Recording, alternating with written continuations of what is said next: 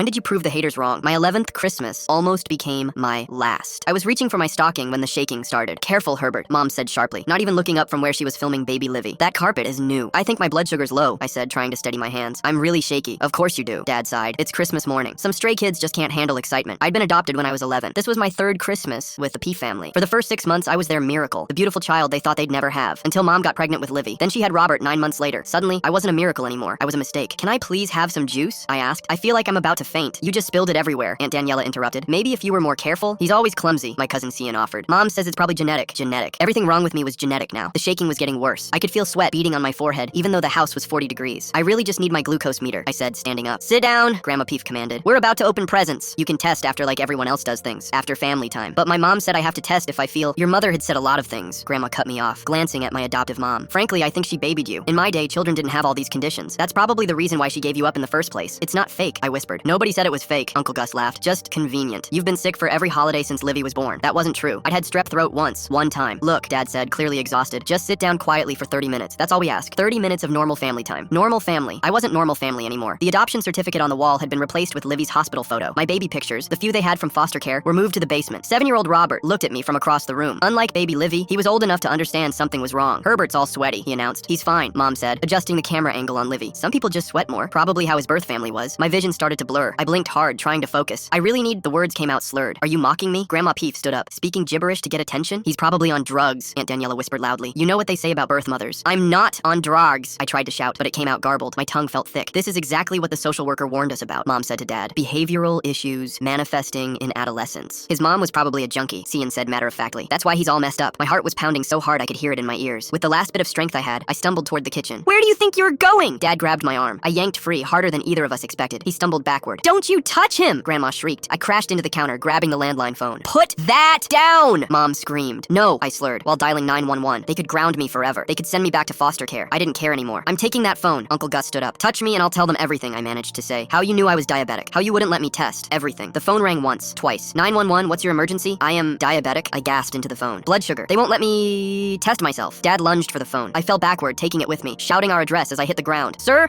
are you there? The operator's voice called out. He's faking! Aunt Daniela yelled. He's just acting out! But I wasn't acting. My body started convulsing, real seizures taking over. The last thing I heard was the operator's voice. We have units responding. Possible diabetic emergency with family interference. Sending police backup. I woke up in the ICU.